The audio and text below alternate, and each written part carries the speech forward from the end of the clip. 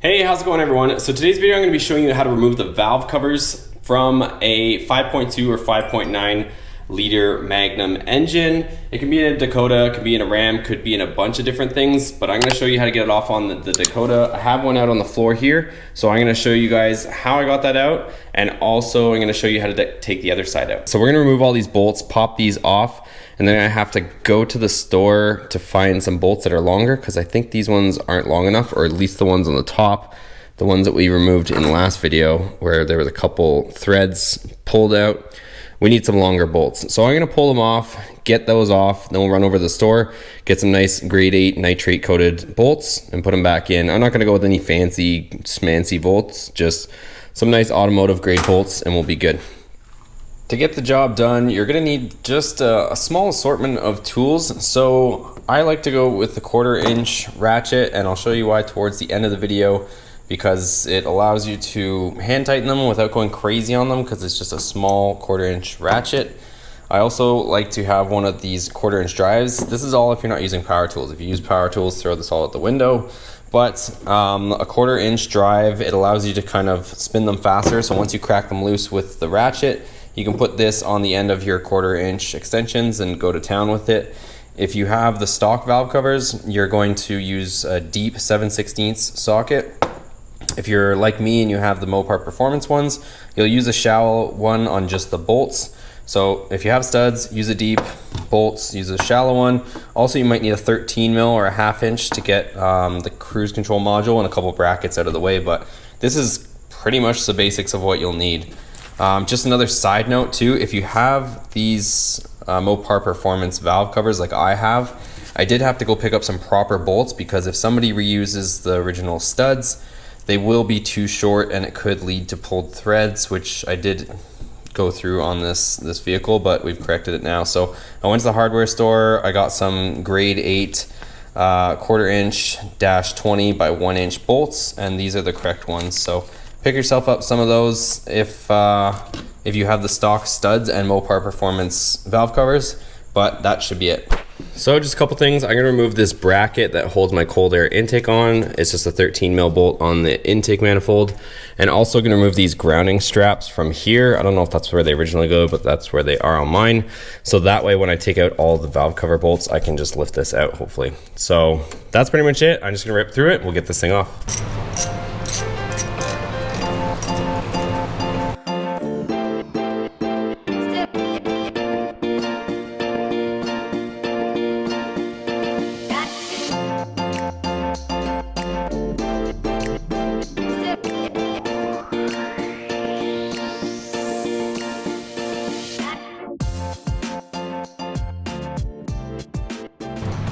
All right, so all the bolts are removed from the valve covers. I did have to just swing out the cruise control module, which is this big guy over here. It just had a vacuum line on it and one quick connection there, which is this plug sitting here. So this is loose, it's ready to come off. I didn't even have to crack it free, so that tells you how good of a seal it had. The back bolts over here, well, like this bottom one here where it was leaking from the most, was just hand tight. It wasn't even, it was loose when I tried to loosen it. Threads were still good on it, but it was completely loose. So let's get it off, see what we got underneath.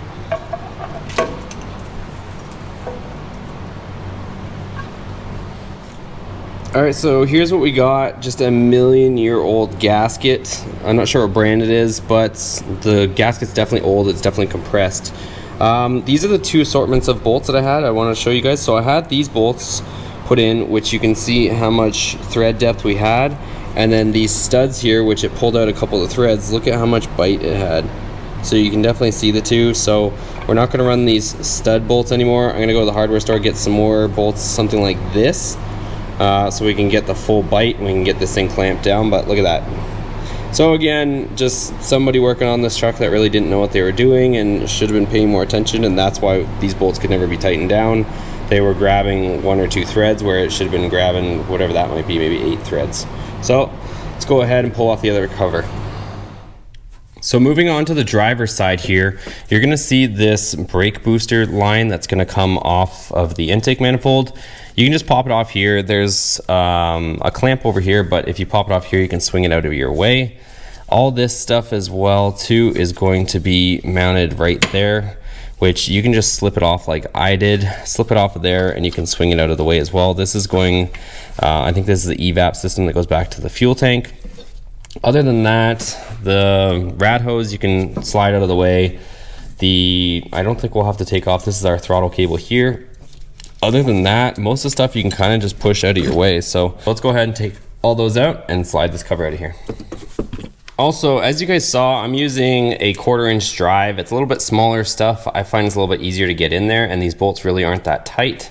I'm also using a series of extensions, so different length extensions. I think this one might be about 10 or 12 inches.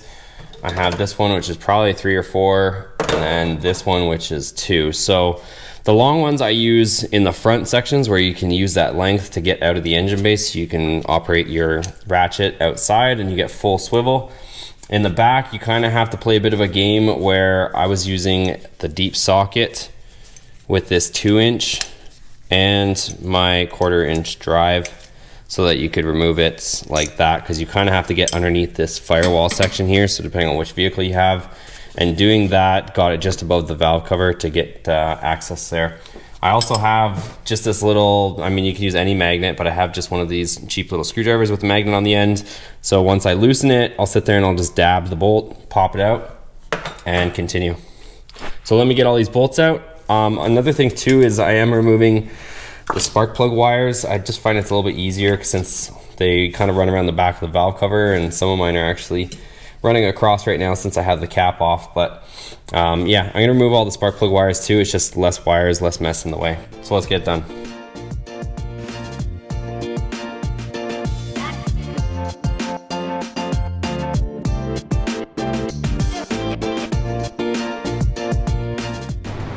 Okay, so all the bolts are removed. The cover's loose.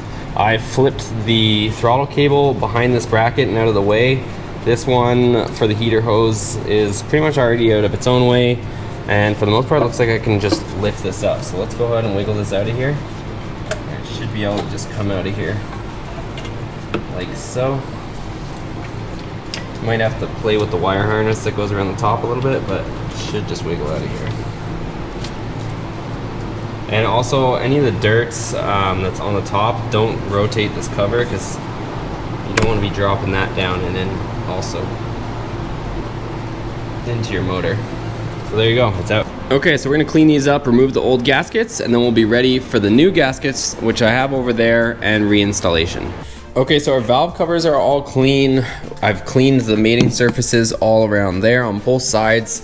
And we're gonna go ahead and open up the gaskets, place them on there, and put them on. So not too much in this step, but we're just gonna get them on there and get all the bolts in and start snugging them down.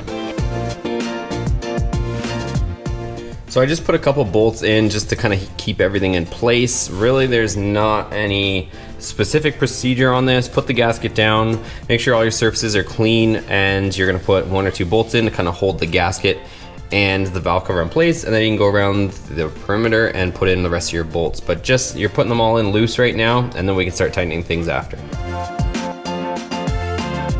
All right, so all of our bolts are in, and we're gonna wanna kinda do a crisscross pattern here. So start in the middle and work your way across, kinda doing an X shape and working your way to the outer corners. So don't just crank like the end of it. You probably could get away with it, honestly, but just to add that extra step of safety and precaution, start in the middle, you know, start here, go across and form an X pattern across and work your way to the outer corners, snug them all down, and then you're pretty much good to go.